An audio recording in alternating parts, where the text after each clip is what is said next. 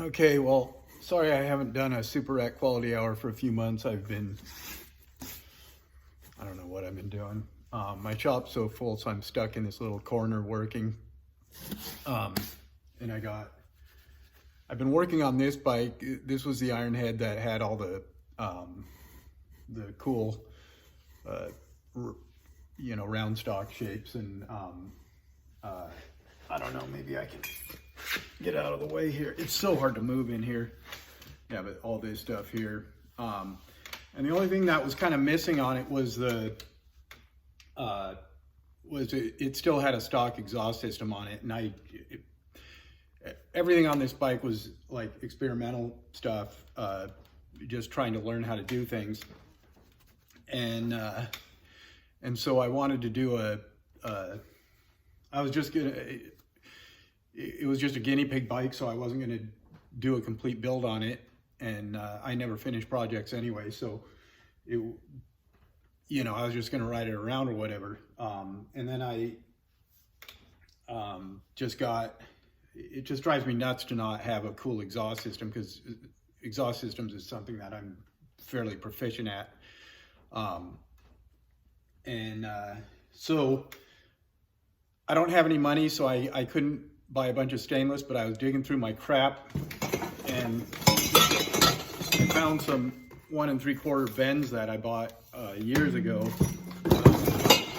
I actually took the time to label it and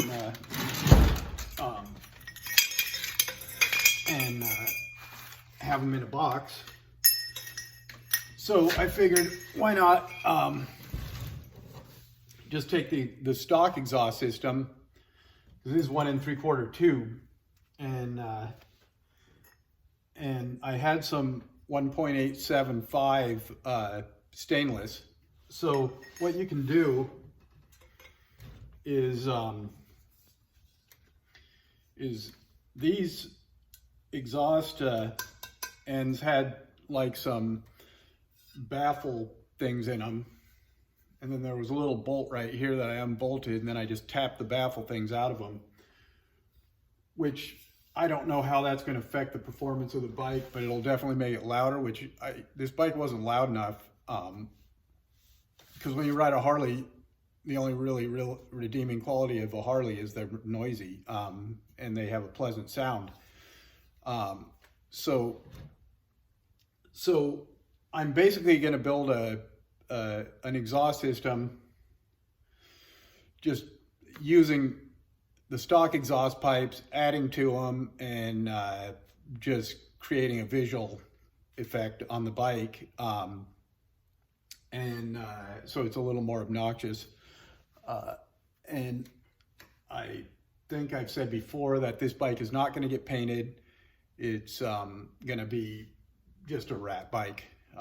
But it's got some quality work on it. So if a guy ever wanted to, say if I sold the bike at some point in time, somebody could tear it down, put a new cool paint job with flames and whatnot on it, and polish everything up.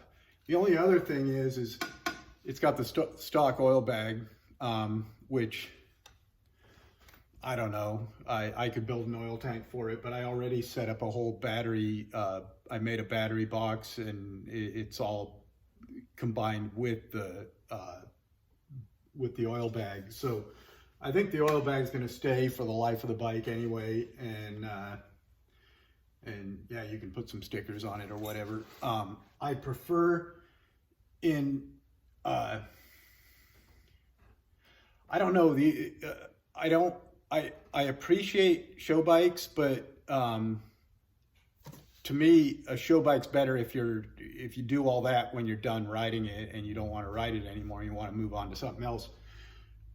So now you can lay this thing down in the driveway and get scratches and stuff on it, and you won't be pissed off because your $15,000 paint job got a nick in it. So as a general rule for a rider, it's better to just leave it all gnarly, and that way it saves you frustration down the road when you get chips and stuff in it, because it's gonna, especially if you're a lousy rider like me. So I don't remember if I mentioned, I found the stainless 1.875 So that, the idea of it couples these, now it won't work, it couples right onto the 1 3/4. And there's nothing wrong with having some couplers in your exhaust anyway for expansion and contraction. Gosh, I gotta get this chair out of here. I ended up getting a few more motorcycles, and there's no room in my shop because it's so full of motorcycles. And I have motorcycles stored at all my friends' houses, and like lots of motorcycles, and I forget, sometimes I don't even remember what bikes I have.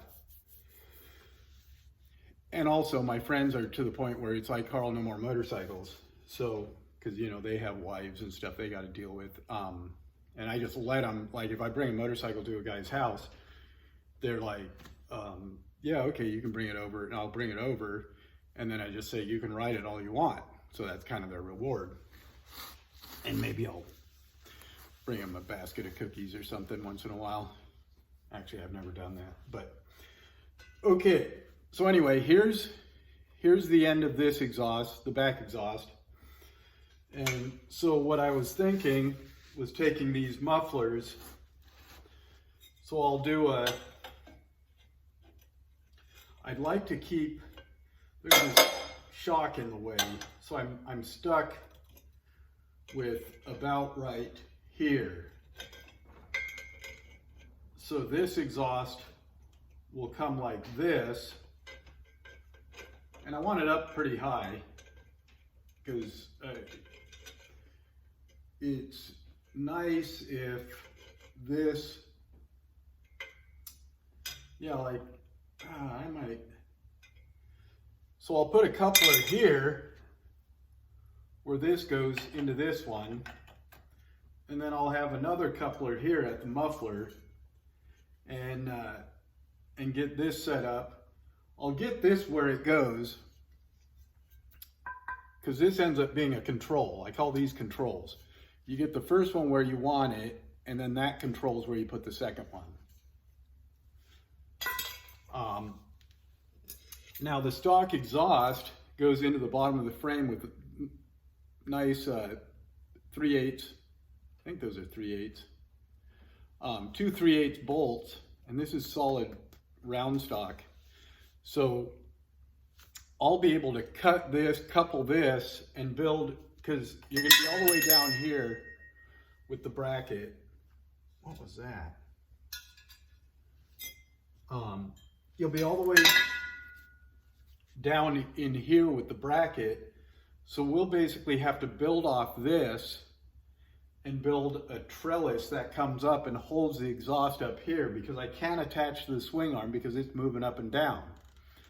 So it'll have basically a bridge that goes up and comes up to here and holds the exhaust pipes up here. Because the last thing in the world you want to be doing is going down the road and have your exhaust fall off. So you want to structurally reinforce that and make it solid.